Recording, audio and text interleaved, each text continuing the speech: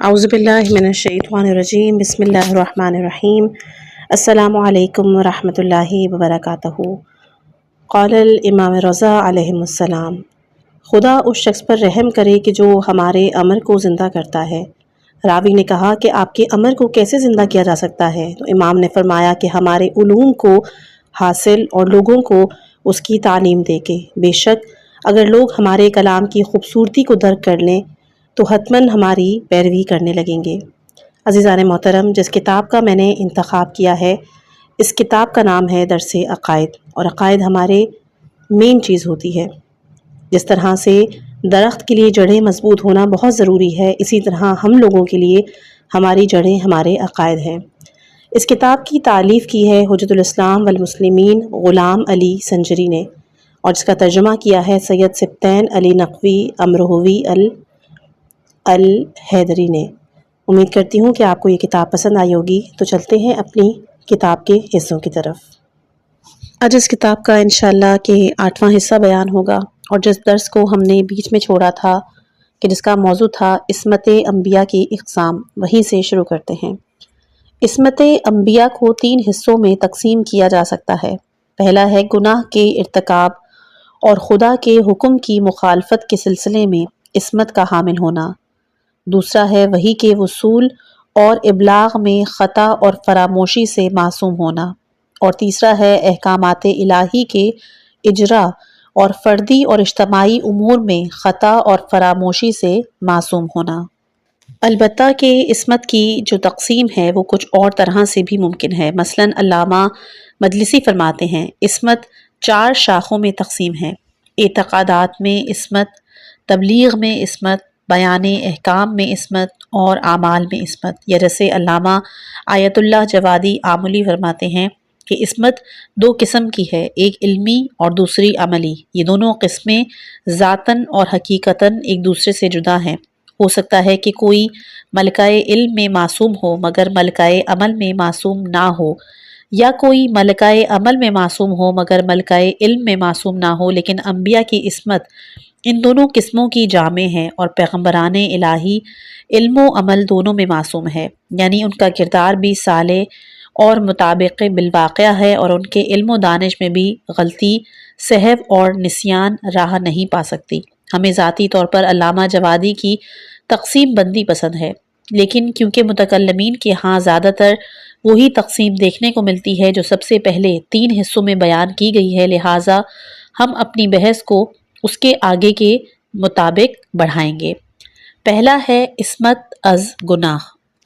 انبیاء کی عصمت کی اقسام میں پہلی گناہوں سے معصوم ہونا ہے۔ کچھ متکلمین نے عصمت از گناہ کی تعریف مفہوم لطف کی اساس پر کی ہے۔ عصمت خدا کی جانب سے ایک لطف ہے جو اس بات کا سبب بنتا ہے کہ شخص معصوم ترک اطاعت یا انجام معصیت پر کوئی محرک نہ رکھے، اس حالت میں کہ وہ اس گناہ کرنے پر قدرت رکھتا ہے۔ مندرجہ بالا تعریف سے 2 نقطے برآمد ہوتے ہیں۔ پہلا یہ کہ معصوم کی جانب سے عدم ارتکاب گناہ اس صورت میں ہے کہ وہ ایسا گناہ کو انجام دینے کے لیے محرک نہیں رکھتا۔ اس بنا پر جو شخص گناہ کرنے کا محرک رکھتا ہو وہ معصوم نہیں ہو سکتا۔ دوسرا ہے کہ عصمت از گناہ کا لازمہ سلب قدرت نہیں، بلکہ معصوم اس حالت میں کہ گناہ کرنے کی صلاحیت رکھتا ہے اسے انجام دینے سے باز رہتا ہے۔ عصمت انبیاء کے بارے میں متکلمین اسلامی کی آراء اور نظریات۔ متکلمین اسلامی اس باب میں اختلاف نظر رکھتے ہیں۔ اس بارے میں چیدہ آراء پیش خدمت ہے۔ پہلا، انبیاء کا گناہان کبیرہ کا مرتکب ہونا بعثت سے قبل تو ممکن ہے پر بعثت کے بعد نہیں ہے۔ یہ بات ابی علی جبابی معتزلی کی ہے۔ دوسرا جو اعتراض ہے وہ ہے انبیاء گناہان کبیرہ کے مرتکب نہیں ہو سکتے، قبل از بعثت یا از بعد بعثت، مگر ایسے گناہان صغیرہ کہ جو بندوں کی نفرت کا باعث نہ بنے اور پستی کی علامت شمار نہ ہو، اس کا انبیاء سے امکان ممکن ہے۔ یہ بات کتاب قاضی عبد الجبار معتزلی کی شرح اصول الخمسہ میں بیان ہے۔ تیسرا نظریہ ہے کہ بعثت کے بعد انبیاء سے ایسے گناہان کبیرہ و صغیرہ کے جو پستی کی علامت شمار ہوں نیز ایسے گناہان صغیرہ کہ جو پستی کی علامت شمار نہ ہوں ان کا عمدن صادر ہونا ممکن نہیں، البتہ قبل از بعثت انبیاء سے گناہان کبیرہ کا صدور ممکن ہے۔ یہ چیز شرح تجرید لغو شجی میں بیان ہے۔ متکلمین امامیہ بیان شدہ تمام آراء سے اختلاف رکھتے ہیں۔ انبیاء کی عصمت مطلقہ کے قائل ہیں، یعنی انبیاء سے کیا گناہان کبیرہ اور کیا گناہان صغیرہ، کیا قبل از بعثت اور کیا بعد از بعثت صادر نہیں ہو سکتا، اور وہ اپنی تمام عمر میں معصوم ہوتے ہیں۔ اسی طرح ہم کہہ سکتے ہیں کہ مکتب امامیہ اسلامی فرقوں میں وہ واحد فرقہ ہے کہ جو انبیاء کی عصمت کامل اور مطلقہ کا قائل ہے۔ یہ کیسے ممکن ہے کہ کوئی شخص گناہوں کے مقابلے میں معصوم ہو؟ عصمت ایک ایسی صفت نفسانی اور باطنی طاقت ہے کہ جس کا حامل نہ صرف یہ کہ گناہ کا ارتکاب نہیں کرتا بلکہ اس کی فکر اور اس کی سوچ بھی انجام گناہ سے باز رہتی ہے۔ بعبارت دیگر یہ خدا ترسی کی ایک ایسی حالت باطنی ہے کہ جو کسی بھی شخص کو گناہوں کے مقابلے میں حتیٰ اس کو اس کی فکر اور نیت اور ارادے میں بھی انجام گناہ کی سوچ سے دور رکھتی ہے۔ یہاں پر سوال یہ پیدا ہوتا ہے کہ ایک انسان گناہوں کے مقابلے میں کیسے عصمت پیدا کر سکتا ہے، یہاں تک کہ نہ صرف یہ کہ اس سے گناہ سرزد نہ ہو بلکہ وہ اس کے بارے میں سوچے بھی نہیں۔ اس سوال کا جواب یہ ہے کہ حقیقت عصمت گناہوں اور معصیت کے مقابل وہ فاسد گناہ کی حقیقت کے علم سے تعبیر ہے۔ البتہ اس کا یہ مطلب نہیں کہ ہر علم لوازم گناہ سے محفوظ رہنے اور عصمت کے معنی میں ہے، بلکہ یہ اس علم سے متعلق ہے کہ جہاں لوازم گناہ انسان کی نگاہ میں مجسم ہو جاتے ہیں اور انسان اپنے اعمال کے آثار و لوازم کو دیدہ دل سے دیکھنے کی قوت کا حامل ہو جاتا ہے۔ اس صورت میں گناہ کا صدور ایسے شخص سے ایک محال عادی بن کر رہ جاتا ہے۔ تقریب ذہن کے لیے مثال پر توجہ فرمائیں۔ ہم میں سے ہر ایک ایسے اعمال کے معاملے میں جن میں ہماری جان جانے کا خطرہ ہے ایک قسم کی عصمت رکھتے ہیں، اور عصمت کی یہ قسم اس علم کی زیادتی کی وجہ سے ہوتی ہے جو ہمیں اس قسم کے اعمال سے متعلق حاصل ہوتی ہے۔ مثلا ہر انسان عاقل اپنی زندگی سے پیار کرتا ہے اور کبھی بھی زہر سے بھرا ہوا پیالہ نہیں پیے گا یا بجلی کی ننگی تار کو ہاتھ میں نہیں لیتا، کیونکہ وہ جانتا ہے کہ اس کا نتیجہ موت کی صورت میں برآمد ہوگا۔ یہ عصمت ایک ایسی صورت ہے کہ کیونکہ کوئی انسان بھی اس قسم کے اعمال انجام نہیں دیتا اور ایسے اعمال کا صدور اور محال عادی ہوتا ہے، وہ اس کی علت یہی ہوتی ہے کہ وہ ان اعمال کے آثار کو جانتا ہے۔ اس کی نظر میں یہ اعمال مجسم اور محقق ہوتے ہیں، اس وجہ سے وہ وہم و گمان میں بھی ایسے عمل کے بارے میں نہیں سوچتا، چھہ جائے کہ ایسے اعمال سے متعلق عملاً کوئی اقدام کرے۔ ہم دیکھتے ہیں کہ کچھ افراد یتیموں کا مال ہڑپ کر جاتے ہیں، ڈکار تک نہیں لیتے۔ کچھ افراد ایک لقمہ حرام تک کو نہیں چھوتے۔ اس کی کیا وجہ ہے؟ اس کی وجہ یہ ہے کہ یا تو پہلا انسان اس چیز کے حرام ہونے کا سرے سے معتقد نہیں ہوتا اور اس کا اعتقاد اس عمل کے اثر پر پکا نہیں ہوتا، جس کی وجہ سے اس کے دل اور ان اعمال کے عواقب کے درمیان ایک حجاب حائل ہو جاتا ہے اور یہ اس گناہ کے آثار کو محسوس نہیں کر پاتا۔ البتہ دوسرا شخص اس بارے میں اتنا قوی علم رکھتا ہے کہ مال یتیم کا ہر ایک حصہ اس کے لیے آگ کے شعلے کے برابر ہے، جس کی وجہ سے وہ نہ اس سے میل رکھتا ہے اور نہ ہی اسے حاصل کرنے کے لیے کوئی اقدام کرتا ہے، کیونکہ وہ علم و بصیرت کی آنکھ سے دیکھ رہا ہوتا ہے کہ کیسے یہ مال جلا دینے والی آگ میں تبدیل ہو جائے گا، اور اس طرح وہ اس عمل کے مقابلے میں مسونیت پیدا کر لیتا ہے۔ اگر پہلا شخص بھی اعمال بد کے مقابلے میں ایسا ہی علم پیدا کر لے جیسا کہ دوسرے کو حاصل ہے تو وہ بھی یقیناً اس عمل سے باز رہے گا۔ اگر گناہ کرنے والا اپنی آنکھوں سے دیکھ لے کہ جو برے اعمال یہ کر رہا ہے اس سے پہلے جس نے یہ گناہ کیے اس دنیا سے چلے گئے ہیں وہ کس حالت میں ہیں، انہیں ان کے اعمال کی کیا پاداش ملی ہے، تو وہ بھی اپنے اس عمل سے ہاتھ اٹھا لے گا۔ بہت سے لوگ ایسے ہوتے ہیں کہ کیفر اعمال کو دیکھے بنا اس کی حقیقت کا پتہ نہیں چلتا، پر اس دنیا میں کچھ افراد ایسے بھی ہیں کہ جنہیں اسی دنیا میں دوسری دنیا کو دیکھے بنا ایمان کی وجہ سے یقین کی وہ منزل حاصل ہو جاتی ہے کہ ان کے ایمان کا اثر گناہ کے شہود سے کمتر نہیں ہوتا، یہاں تک کہ اگر ان کی آنکھوں سے اس جہان کے پردوں کو اٹھا بھی دیا جائے تب بھی ان کے ایمان میں رتی برابر فرق نہیں آتا۔ اس صورت میں یہ افراد گناہوں کے مقابلے میں عصمت کی ایک نوع پیدا کر لیتے ہیں، یعنی اس عمل کو ہرگز انجام نہیں دیتے۔ اب اگر کوئی فرد یا جماعت ایسی ہو جو تمام گناہوں کو کیفر اور پاداش سے متعلق ایسی ہی حالت پیدا کر لے اور ان پر اعمال کی پاداش ایسے روشن ہو جائے کہ ان کے سامنے سے حجابات کے اٹھانے، زمانی اور مکانی فاصلوں کے ختم ہو جانے کے باوجود بھی اس کے ایمان اور اعتقاد میں ذرہ برابر بھی فرق واقع نہ ہو، تو ایسی صورت میں یہ فرد یا جماعت تمام گناہوں کے مقابل 100% عصمت کی ایک نوع پیدا کر لے گی، یہاں تک کہ نہ صرف یہ کہ اس سے گناہ سرزد نہیں ہوں گے بلکہ وہ گناہوں کے بارے میں سوچے گا بھی نہیں۔ اس بنا پہ معصومین علیہم السلام کے بارے میں عصمت کے معنی ان کے شدید ایمان کے مستحکم اثر اور اعمال کی پاداش و کیفر سے متعلق قطعی علم کی ہے، اور ہر انسان کچھ اعمال کے بارے میں ایک قسم کی معصومیت رکھتا ہے۔ البتہ انبیاء اور معصومین عظمت خدا سے کامل آگاہی کی بنا پر تمام گناہوں سے متعلق علم رکھتے ہیں، اور اسی بنا پر وہ عصمت کے حامل ہوتے ہیں، اور ان کی ذات میں تمام غرائز سرکشی جو عام انسانوں میں پائے جاتے ہیں رام ہو جاتے ہیں، اور وہ ایک لحظے کے لیے بھی خدا کی معین کردہ حدود سے تجاوز نہیں کرتے۔ البتہ اس سے پہلے کہ ہم عصمت پر دلائل پیش کریں، چند نکات کو ذہن نشین کر لینا بہتر ہے۔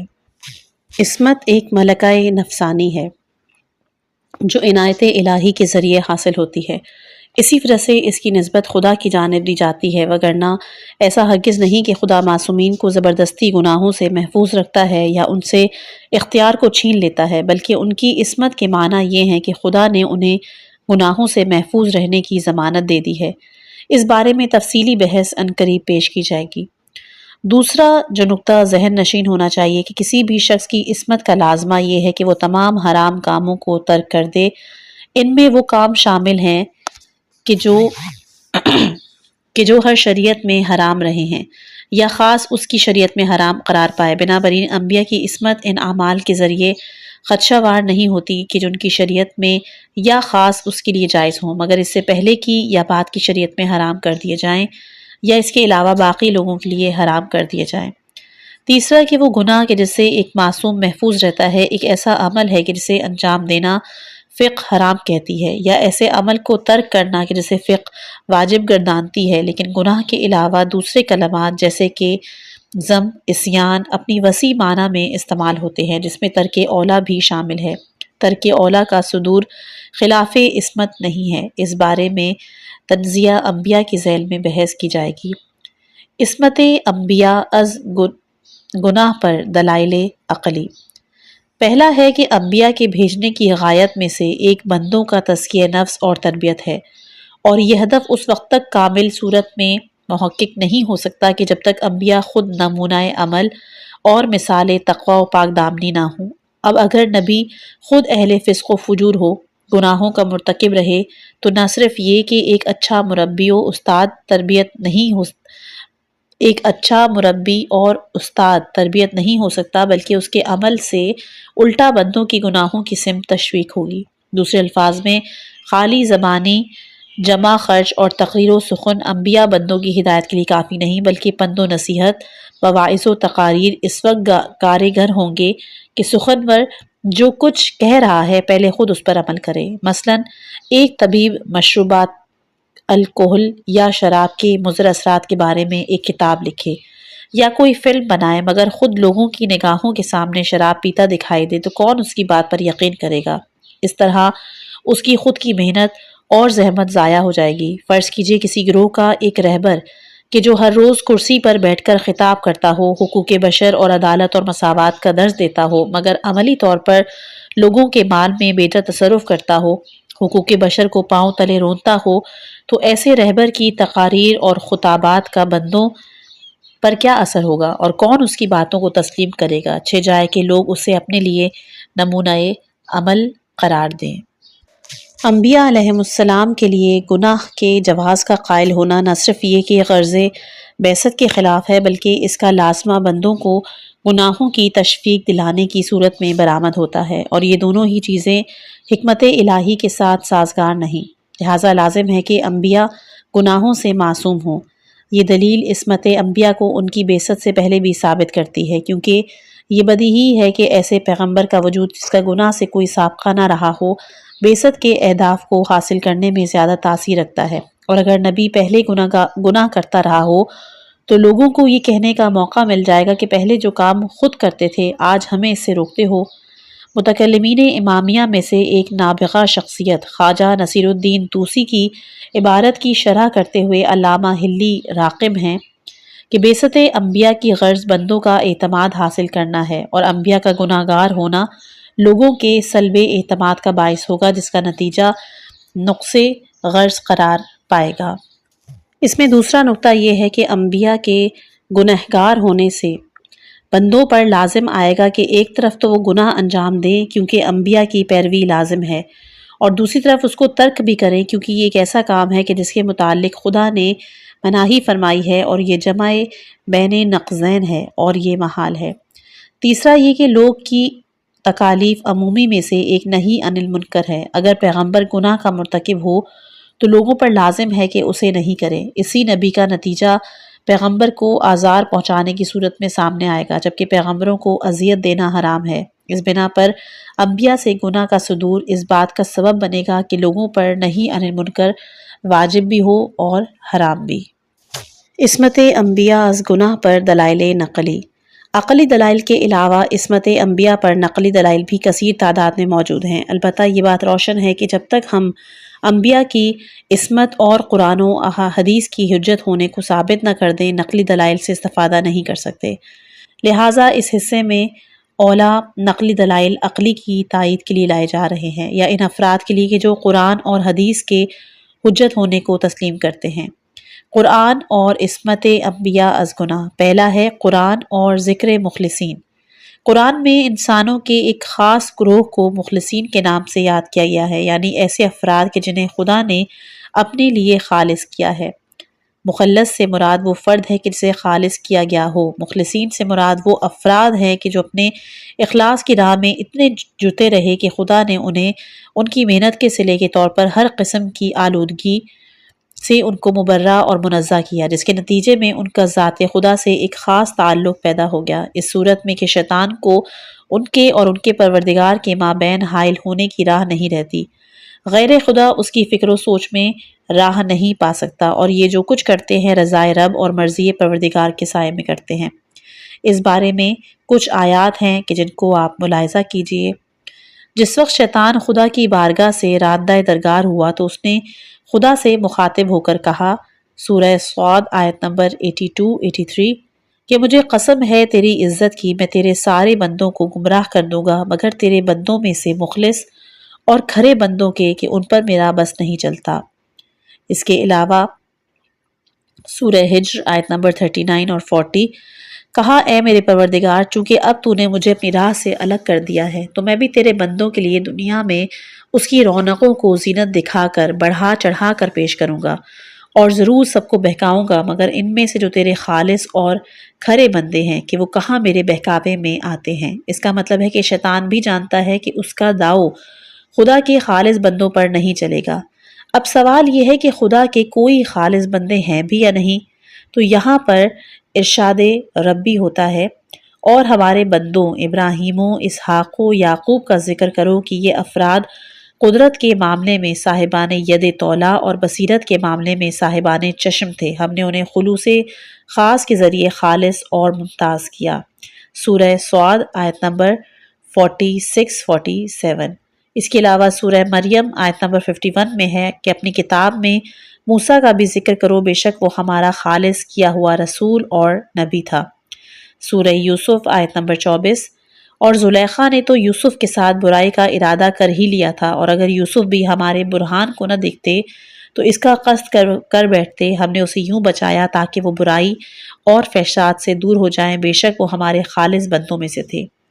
اگر نگاہ دقیق سے دیکھا جائے تو عصمت کا تقاضا بھی یہی ہے کہ معصوم شیطان کے چنگل میں نہ پھنسے، بلکہ شیطان معصوم کو کبھی گمراہ کرنے کی کوشش بھی نہیں کرتا۔ غور کرنے کا مقام تو یہ ہے کہ شیطان خدا کی قسم کھاتے ہوئے کہتا ہے کہ میں تیرے بندوں کو گمراہ کروں گا مگر مخلصین کو خود ہی اپنی قسم سے خارج کر دیتا ہے۔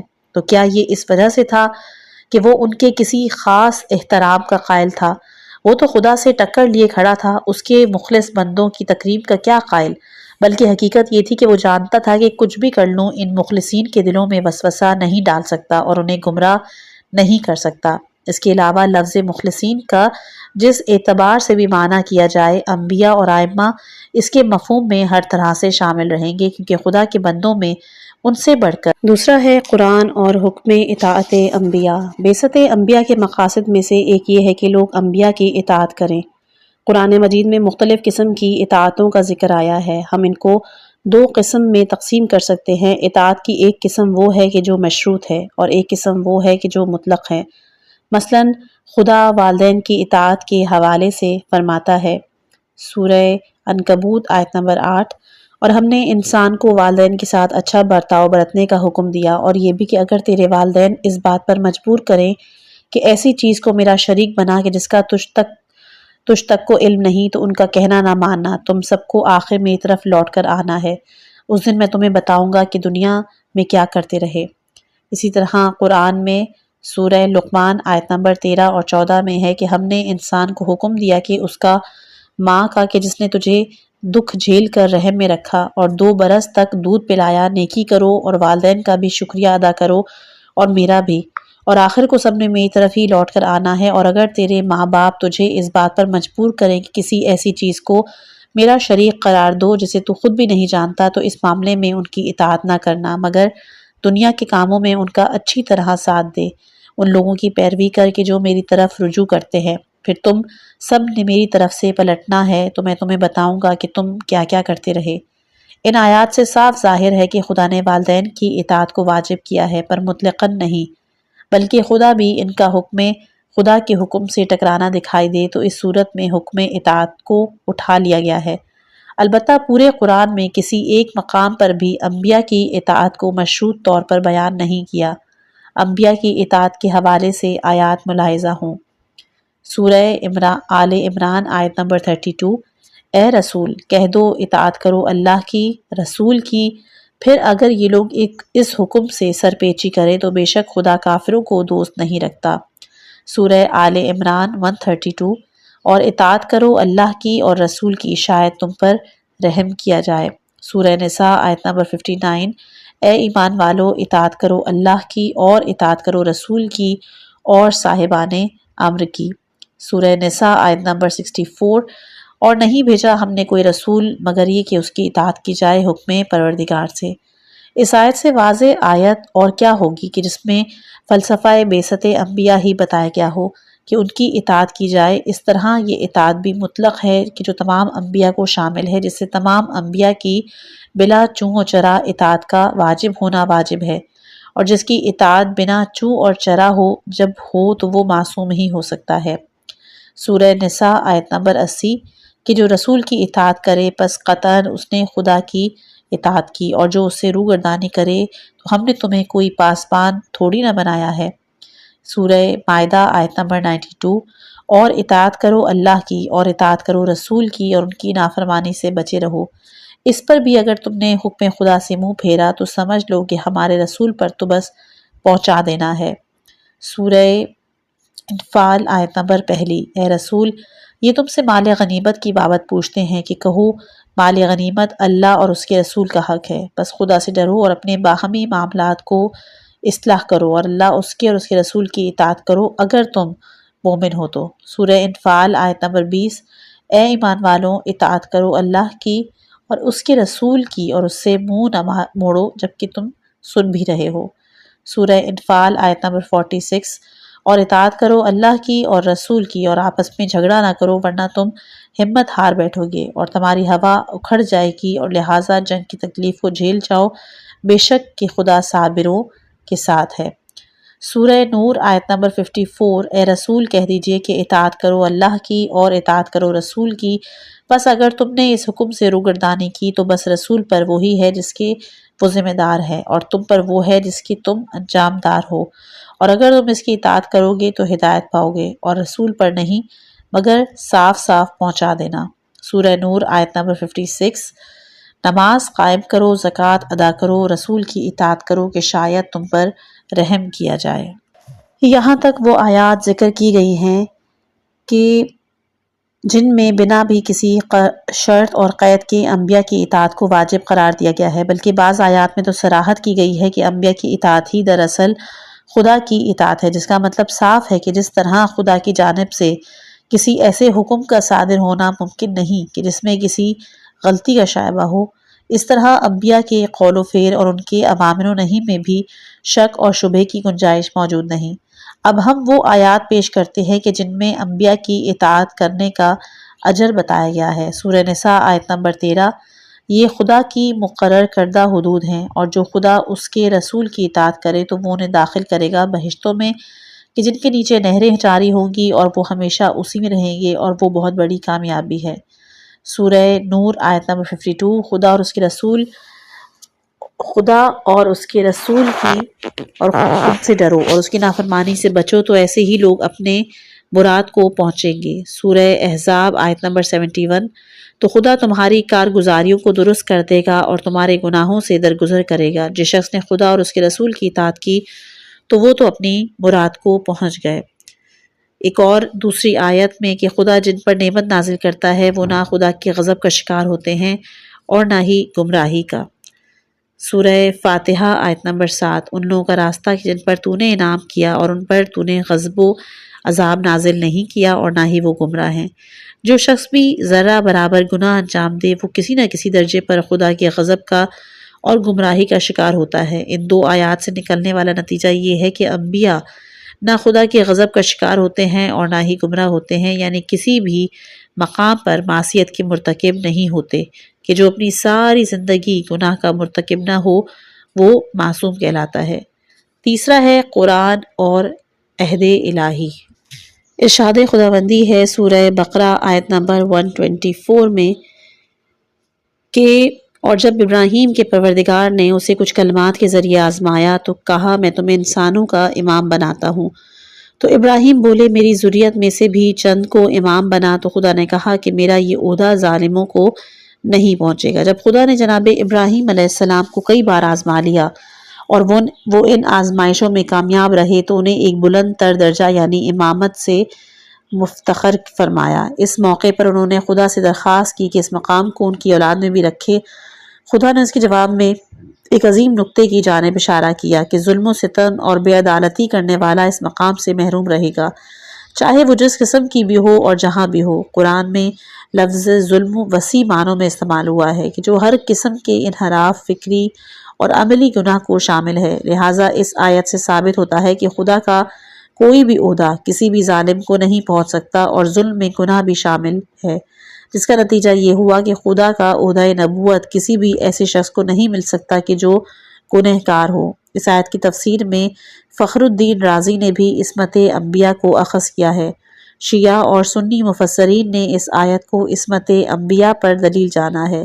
اسماعیل حقی لکھتے ہیں اور اس آیت میں گناہان کبیرہ کے مقابل بعثت سے پہلے اور بعد میں بھی عصمت انبیاء موجود ہے۔ علامہ طباطبائی اس آیت کے ذیل میں فرماتے ہیں کہ ایک شخص نے ہمارے اساتذہ میں سے ایک سے پوچھا کہ اس آیت سے آپ کس طرح عصمت امام پر دلیل قائم کریں گے؟ تو استاد نے جواب دیا کہ لوگ حسر عقلی کی بنا پر 4 اقسام سے باہر نہیں، یا وہ تمام عمر ظالم اور ستمگر ہوں گے، یا عمر کے کسی بھی حصے میں ظلم نہیں کیا ہوگا، یا عمر کے پہلے حصے میں ستمگار ہوں گے اور آخری حصے میں ستم سے توبہ کر لی ہوگی، یا پھر اوائل عمر میں صالح ہوں گے اور آخری عمر میں ستمگر ہو گئے ہوں گے۔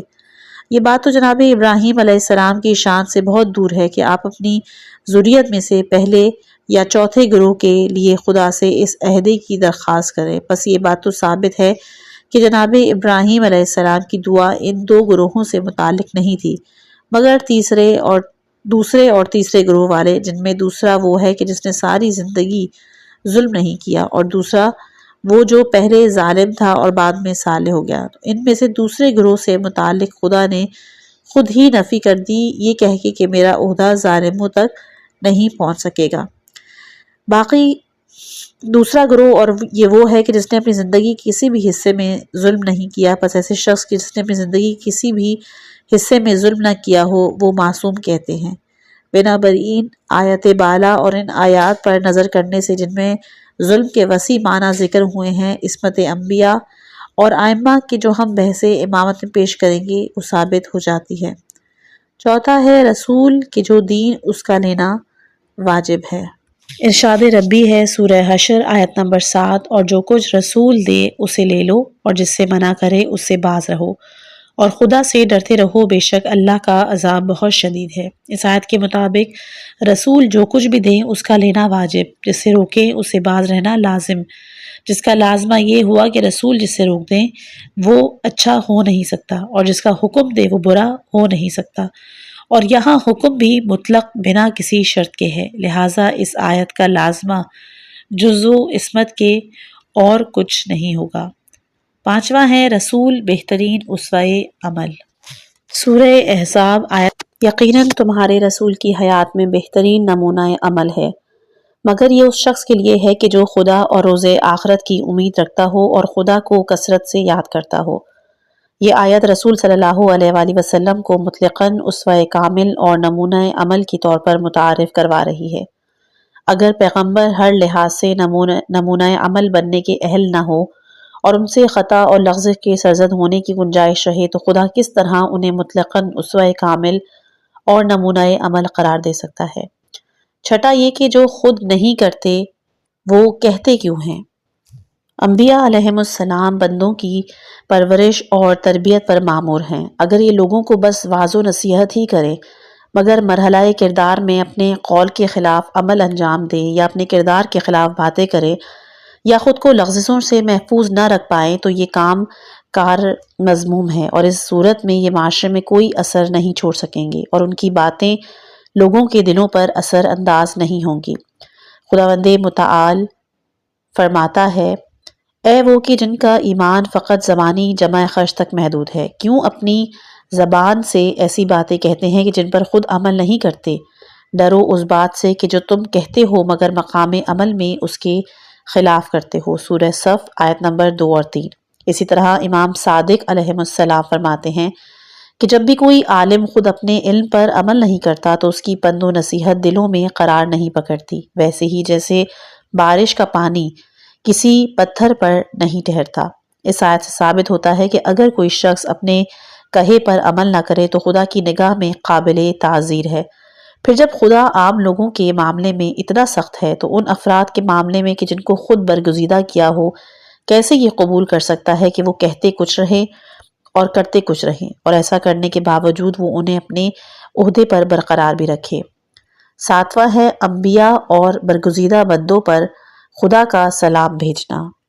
سورہ صافات آیت نمبر 181، سلام ہو مرسلین پر۔ ان آیات میں خدا انبیاء و مرسلین پر سلام بھیج رہا ہے اور مقام سلام تمام عیب و نقائص سے مقام امانت و سلامتی ہے، اور خدا ان کو اس جہت سے سلام کر رہا ہے کیونکہ وہ ہر نقص و عیب سے مبرہ اور منزہ ہیں۔ اور پورے قرآن میں خدا نے فقط انبیاء اور اہل بیت علیہ السلام پر سلام بھیجا ہے، یعنی وہ ہستیاں کہ جن سے متعلق عصمت کا دعویٰ کیا گیا ہے اور ان کو مقام سلامتی تک رسائی عطا فرمائی ہے۔ ہو سکتا ہے کہ کوئی اس مقام پر کہے کہ آیت میں تو خدا نے فقط انبیاء پر سلام کیا ہے، انہیں ہی مقام سلامتی تک رسائی عطا فرمائی ہے۔ اس کے جواب میں ہم کہیں گے کہ خدا قرآن میں سورہ نمل 59 آیت میں فرماتا ہے کہ خدا کے چنے بندوں پر سلام، خدا بہتر ہے یا وہ چیزیں کہ جنہیں یہ خدا کا شریک کہتے ہیں۔ اس آیت میں خدا نے ہر اس فرد پر سلام بھیجا ہے کہ جسے اس نے خود برگزیدہ فرمایا ہو۔ عصمت انبیاء از گناہ روایات معصومین میں، ائمہ اہل بیت علیہم السلام سے وارد ہونے والی روایات میں بھی انبیاء کی عصمت کا کھل کر بیان ہوا ہے۔ ہم نمونے کے طور پر چند احادیث ہدیہ قارئین کر رہے ہیں۔ پہلی، امام صادق علیہ السلام معصوم کی تعریف بیان کرتے ہوئے کہتے ہیں کہ معصوم وہ ہے کہ جو خدا کی مدد سے تمام محارم سے باز رہتا ہے، اور خدا فرماتا ہے کہ جو کوئی خدا سے مدد طلب کرتا ہے تو اس کی صراط مستقیم کی جانب ہدایت کر دی جاتی ہے۔ دوسرا ہے امیر المومنین علی علیہ السلام فرماتے ہیں بے شک خدا نے رسول کی اطاعت کا حکم دیا ہے کیونکہ وہ معصوم و طاہر ہے اور کسی کو خدا کی معصیت کرنے کا حکم نہیں دیتے۔ امام رضا علیہ السلام سے مامون نے پوچھا کہ اے فرزند رسول، کیا آپ کا کہنا یہ نہیں کہ انبیاء معصوم ہوتے ہیں؟ تو آپ نے فرمایا کہ ہاں، ہمارا کہنا یہی ہے۔ امام صادق علیہ السلام فرماتے ہیں کہ انبیاء اور اوصیاء گناہ نہیں کرتے کیونکہ وہ معصوم اور پاک باز ہوتے ہیں۔ عصمت کی دوسری قسم ہے عصمت انبیاء وصول و ابلاغ وحی میں۔ عصمت کی دوسری قسم وحی کے وصول، اس کی حفاظت اور پھر اسے لوگوں تک پہنچانے سے مربوط ہے۔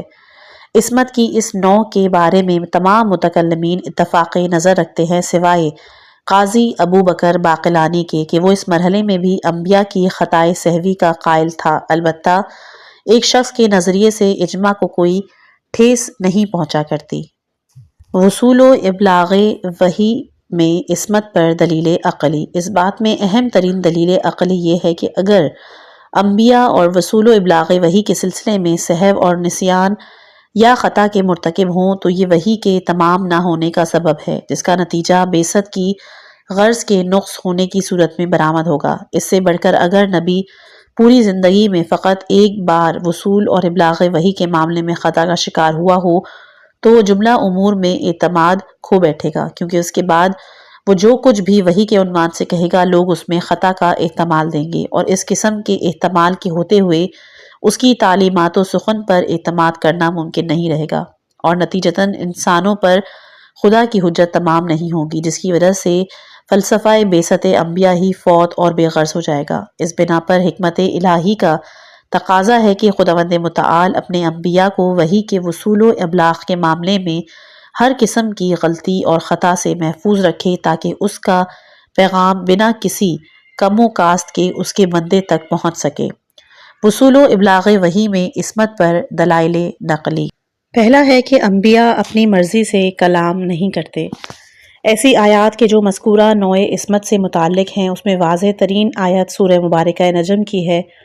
ارشاد ہوتا ہے سورہ نجم آیت نمبر 2 اور 3، اور رسول اپنی ہوس سے تو کلام نہیں کرتا، وہ تو وہی کہتا ہے کہ جو وحی ہوتی ہے۔ ان آیات کا مفاد یہ ہے کہ رسول تو اپنی ذاتی زندگی میں بھی کبھی ہوا و ہوس کی بنا پر کلام نہیں کرتے، بلکہ وہ جو کچھ کہتے ہیں وہی ہی ہے۔ اس لیے علماء رسول کی سنت کو اس آیت کے ذیل میں وحی منزل کی حیثیت دیتے ہیں۔ اس کا مطلب یہ ہے کہ پیغمبر اپنی عام زندگی میں بھی بنا وحی کے کلام نہیں کرتے۔ تو جب یہ حضرات عام زندگی میں اپنی مرضی سے کلام نہیں کرتے تو وصول و ابلاغ وحی کے سلسلے میں بدرجہ اتم خطا اور غلطی سے محفوظ ہوئے، یہاں تک کہ اگر ایک بار بھی خطا کرے تو ان آیات کا مدعا کبھی بھی صادق نہیں آئے گا۔ یہ بات درست ہے کہ مذکورہ آیات جناب ختمی مرتبت صلی اللہ علیہ وآلہ وسلم سے متعلق ہیں، پر ان آیات میں بیان ہونے والی بات عہدہ نبوت کے لیے عمومیت رکھتی ہے، لہٰذا ہم اسے تمام انبیاء کا کم از کم وحی کے وصول و ابلاغ میں معصوم عن الخطا ہونا ثابت کر سکتے ہیں۔ دوسرا ہے کہ انبیاء کے لیے محافظ مقرر کر دیے گئے ہیں۔ سورہ جن آیت نمبر 26 سے 28 کہ اللہ ہی عالم غیب ہے اور اپنے غیب کو کسی پر ظاہر نہیں کرتا مگر جس رسول کو برگزیدہ فرمائے تو اس کے آگے اور پیچھے نگہبان مقرر فرما دیتا ہے تاکہ دیکھ لے کہ انہوں نے اپنے پروردگار کے پیغامات پہنچا دیے، اور یوں تو وہ سب پر حاوی ہے اور اس نے تو ایک ایک چیز گن رکھی ہے۔ آیات بالا کا ظواہر کے مطابق خدا پیغمبروں کو اپنے علم غیب سے از طریق وحی آگاہ کرتا ہے، اور اس وحی کی تغیر سے حفاظت کے لیے فرشتے مقرر کر دیتا ہے تاکہ وہ 2 مراحل میں وحی کی حفاظت کریں۔ پہلا مرحلہ صدور وحی سے لے کر رسول تک پہنچنے کا ہے، اور دوسرا مرحلہ رسول کی جانب سے بندوں تک وحی کو پہنچانے سے عبارت ہے۔ اس طرح آخری آیت اس نقطے پر تاکید کر رہی ہے کہ فرشتوں کی یہ محافظت اس روح سے ہے کہ خدا کی وحی کامل انداز میں اپنے محل تک پہنچ سکے، ہر چند کہ خدا خود وحی کے نازل کرنے اور اس کو بندوں تک پہنچانے کے حوالے سے احاطہ رکھتا ہے اور اس کی حفاظت کر۔ یہاں یہ نقطہ ذہن میں رہے کہ فرشتے اس کام کی وجہ سے انبیاء اور ائمہ علیہ السلام سے مقام میں بلند نہیں ہو جاتے، کیونکہ انبیاء اور ائمہ علیہ السلام ان فرشتوں کو بطور وسائل استعمال کرتے ہیں، جیسا کہ ایک انسان کتاب لکھنے کے لیے قلم کو بطور وسیلہ استعمال کرتا ہے، اور کوئی شخص بھی یہ نہیں کہہ سکتا کہ کتاب لکھنے والے سے قلم کا مرتبہ زیادہ ہے۔ تیسرا ہے عصمت انبیاء السہو و نسیان و خطا۔ عصمت کی تیسری قسم اپنی تکلیف شرعی کو انجام دینے میں سہو و نسیان و خطا، امور خاص میں شرعی قوانین کی تطبیق اور فردی اور اجتماعی تمام اعمال میں خطا سے मसूनियत है। इस किस्म का दायरा वसी तर है। जो शख्स भी इस किस्म की इसमत का हामिल होगा वो कभी भी अपनी शरई ज़िम्मेदारी को पूरा करने में ख़ता और निस्यान या शक से दो चार नहीं होगा, और अगर किसी मसले में क़ज़ावत करेगा तो इसका हुक्म बिल्कुल दुरुस्त होगा और इसके लिए ये इम्कान भी नहीं होगा कि गलती की बिना पर नादुरुस्त हुक्म सादर फरमा दे। इसी तरह इसका हामिल शख्स मुहासिबात और इम्तहानात शख्सी में भी हर ख़ता से मुबर्रा और मुनज़्ज़ह होगा। मुतकल्लिमीन में इसमत की इस किस्म के असबात में इख्तलाफ नज़र पाया जाता है। अमूमी तौर पर मुतकल्लिमीन इमामिया के अलावा बाकी तमाम इस नोए इसमत को लाजिम शुमार नहीं करते। अलबत्ता मुतकल्लिमीन इमामिया की अक्सरियत अम्बिया के लिए इस नोए इसमत को लाजिम जानती है, लेकिन शिया उलमा से भी कुछ अफराद ऐसे हैं कि जो इस नौ को नबी के लिए ज़रूरी नहीं समझते। इसमत अज सहव निस्यान ख़ता पर अक़ली दलील। बेसत पैगम्बर के कामिल अहदाफ उस वक्त हासिल हो सकते हैं कि जब लोगों को अम्बिया पर इत्मीनान कामिल हो जाए। दूसरी जानिब पैगम्बर की ख़ता वही के वसूल इबलाग से हटकर भी अगर बराह रास्त इबलाग रिसालत से मरबूत न भी हो, तब भी बंदों में इसकी वसाक़त पर शदीद ख़दशे वारिद करने का बायस बनेगी। इस तरह ये जब लोग देखेंगे कि तदबीक़ क़वानीनो अहकाम दीनी में या फ़र्दी व इज्तमाई उमूर में इससे ख़ता और सहव निस्यान ज़ाहिर होता है तो वो इबलाग रिसालत के मामले में भी उसकी तरदीद करेंगे, और ये तरदीद अम्बिया की गायत बेसत के मुखालिफ है। इस बिना पर बेसत अहदाफ को हासिल करने के लिए ज़रूरी है कि लोग रसूल की वसाक़त कामिल का पुख्ता यकीन रखते हों, क्योंकि एक मामले में एतबार के साक़ित होने से लोग दूसरे मामले में भी एतबार को कायम नहीं रख सकेंगे और नतीजतन लोगों पर खुदा की हुज्जत तमाम नहीं हो सकेगी। इसमत अज सहव निस्यान ख़ता पर नकली दलीलें। पहला ये है कि हमने तुम्हें वो कुछ सिखाया कि जो तुम नहीं जानते थे। सूरह निसा आयत नंबर 113 में बयान है, और ए रसूल, अगर तुम पर खुदा का फजल और उसकी मेहरबानी न होती तो इन बदमाशों में से एक गिरोह तुम्हें गुमराह करने का ज़रूर कसद करता। हालांकि वो लोग तो खुद अपने आप को गुमराह कर रहे हैं और ये लोग तुम्हें कोई ज़रर नहीं पहुंचा सकते, और खुदा ही ने तुम पर अपनी किताब व हिकमत नाजिल की और जो बातें तुम नहीं जानते थे तुम्हें सिखाई हैं, और तुम पर तो खुदा का बड़ा फजल है। इस आयत बाला रसूलुल्लाह सल्लल्लाहु अलैहि वसल्लम के अदालती और क़ज़ावती फ़ैसलों में से एक के बारे में है कि जिसमें तरफ़ैन में से एक ही कोशिश कर रहा था कि रसूल सल्लल्लाहु अलैहि वसल्लम की तवज्जो और हमदर्दी हासिल करके आपको गुमराह करे ताकि आप उसके हक़ में हुक्म बातिल सादिर फरमाएं। इस आयत के शान नज़ूल से ये बात रोशन हो जाती है कि खुदा का फजल व रहमत ख़ास क़ज़ावत व हुक्म नारवा के मामले में अम्बिया को ख़ता व सहव व निस्यान से महफूज रखता है। जैसे कि हम जानते हैं कि इस क़ज़ावत हक़ दो पायों पर इस्तवार होती है। पहला, अहकाम व क़वानीन शरई से कामिल आशनाई, और दोम तरफ़ैन में पाए जाने वाले इख्तलाफ के बारे में मौजूद खुसूसियात व शराइत से वाक़फ़ियत। इस बिना पर आयत का जो हिस्सा है वो बयान कर रहा है कि रसूल कुरान और हिकमत के नज़ूल की वजह से तुम्हारे अहकाम इलाही से कुल्ली तौर पर आगाह हैं, जबकि इबारत का एक और हिस्सा इस हकीकत से पर्दा उठाता है कि खुदा ने मूरद नसर क़स्से में शराइत व खुसूसियात को अपने पैगम्बर के लिए बयान फरमाकर वाज़े किया कि इस तरह कि अगर खुदा की ये तालीम न होती तो रसूल इस हकीकत से वाकिफ़ न होते। इस बिना पर यह बात आश्कार हो जाती है कि रसूल सल्लल्लाहु अलैहि वसल्लम मूरद निज़ा क़ज़ियों में अपने इल्म पे तकिया करते हुए, जिसकी वजह से आप अहकाम कुल्ली और खुसूसियात क़िस्से से वाकिफ़ होते हैं, आदिलाना हुक्म सादिर फरमाते हैं और मसादीक़ पर तत्बीक अहकाम को लेकर कभी ख़ता से दो चार नहीं होते। दूसरा है बरोज़े महशर आमाल की गवाही। सूरह बकरा आयत नंबर 143। और इसी तरह हमने तुम्हें उम्मत वस्त करार दिया ताकि और लोगों के मुकाबिल तुम गवाह बनो और रसूल तुम्हारे मुकाबले में गवाह बने। इसके अलावा सूरह निसा आयत नंबर 41, भला इस वक्त क्या हाल होगा जब हम ग्रोह के गवाह को तलब करेंगे और ए मोहम्मद तुम्हें उन सब पर गवाह की हैसियत से बुलाएंगे। सूरह नहल आयत नंबर 84। और जिस दिन हम हर उम्मत में से उसके रसूल को गवाह बनाकर मबूस करेंगे तो फिर तो काफिरों को न बात करने की इजाज़त दी जाएगी और ना ही कोई उनका उज़र सुना जाएगा। सूरह ज़ुमर आयत नंबर 69। اور اعمال نامہ لوگوں کے سامنے کھول کر رکھ دیا جائے گا اور انبیاء اور گواہ حاضر کیے جائیں گے۔ اس قسم کی آیات ہمارے ہاتھ آتی ہیں اور وہ یہی ہیں کہ انبیاء کا اعمال و کردار ہر زاویے سے شاہد ہونا فقط حواس خمسہ کے ذریعے سے حاصل نہیں ہو سکتا، کیونکہ یہ ان امور کے بھی شاہد ہیں کہ جو آنکھوں سے دیکھے اور کانوں سے سنے نہیں جا سکتے۔ بس انبیاء کا گواہ ہونا ایک دوسری حس کی بنا پر ہے کہ جو ہر قسم کی خطا اور سہو و نسیان سے محفوظ ہے۔ ان کی عصمت کی یہی معنی ہے، کیونکہ اگر تحمل گواہی اور اس کو صحیح انداز میں پیش کرنے کے سلسلے میں ان افراد کے شہود باطنی میں نسیان یا عصیان راہ پا جائے تو ان کی شہادت کس بنا پر قبول کی جائے گی؟ بلکہ اس طرح تو انہیں شاہد بنانے کا مقصد ہی فوت ہو جائے گا۔ اب تک کی گئی تمام بحث کا خلاصہ کیا ہے؟ مقدمہ اول یہ بنتا ہے کہ لازم ہے کہ خدا انسان کی ہدایت کے لیے انبیاء کو مبعوث کرے۔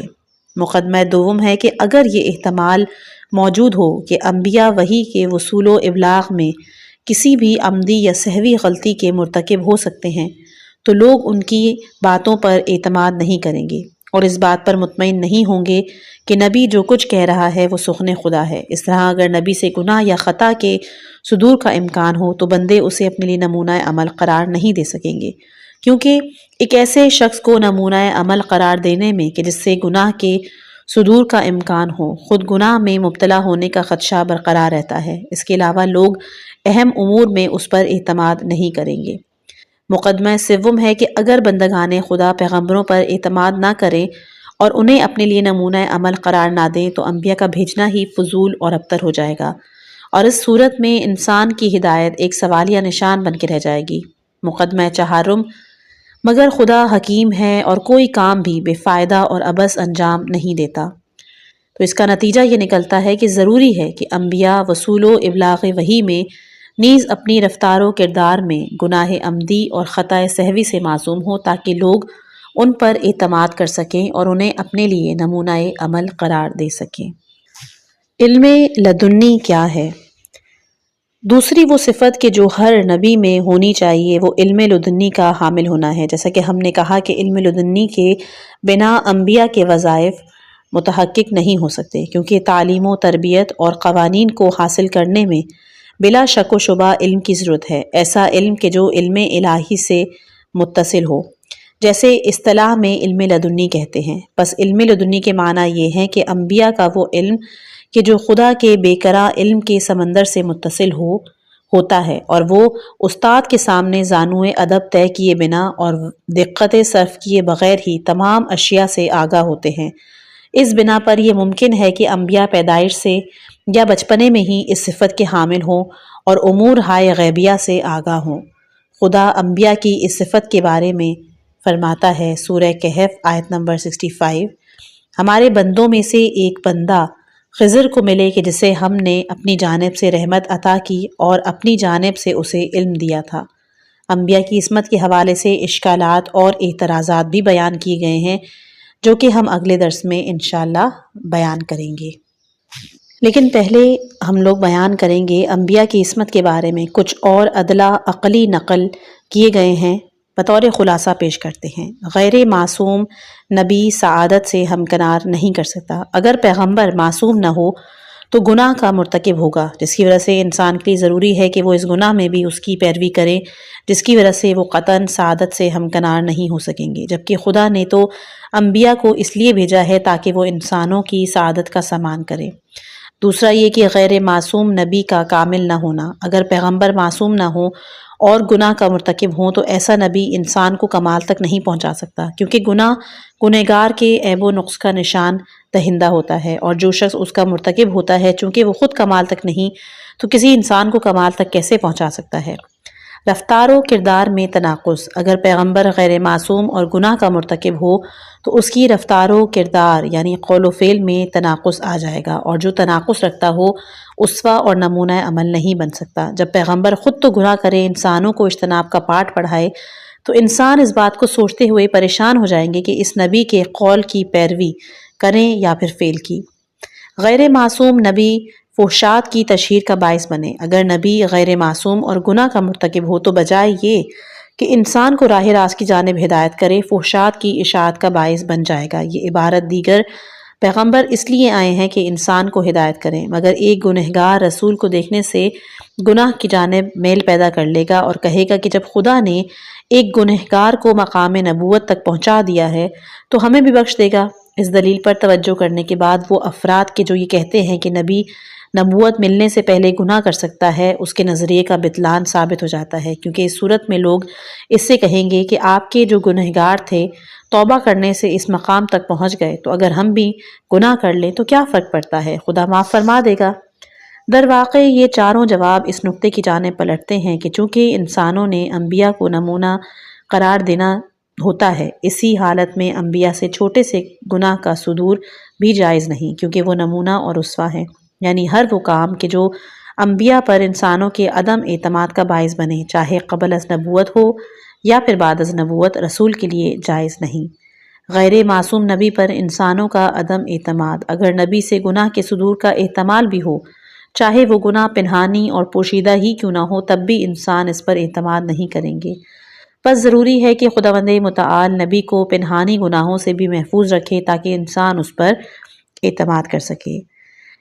اس کے آگے ہے 28واں درس کہ جو انبیاء کی عصمت پر اٹھائے جانے والے اعتراضات کے جوابات۔ امید کرتی ہوں کہ آپ کو یہ کتاب پسند آئی ہوگی۔ اس کتاب میں درس عقائد کے تقریباً 63 دروس اس میں بیان ہوں گے۔ اگر آپ کو یہ ویڈیو پسند آئی ہو تو اس کو لائک کیجیے گا، شیئر کیجیے گا اور اس چینل کو سبسکرائب کیجیے گا تاکہ آگے آنے والی جتنی بھی آڈیوز ہیں وہ آپ کو مل سکیں۔ خداوند متعال سے دعا ہے کہ ہم سب کو اپنی اپنی زندگیوں میں خوش و خرم رکھے، ہمارے گھر پہ جو بلائیں ہیں، جو مصیبتیں ہیں، ان کو خدا دور کرے۔ اپنی خاص دعاؤں میں یاد رکھے گا۔ والسلام علیکم ورحمۃ اللہ وبرکاتہ۔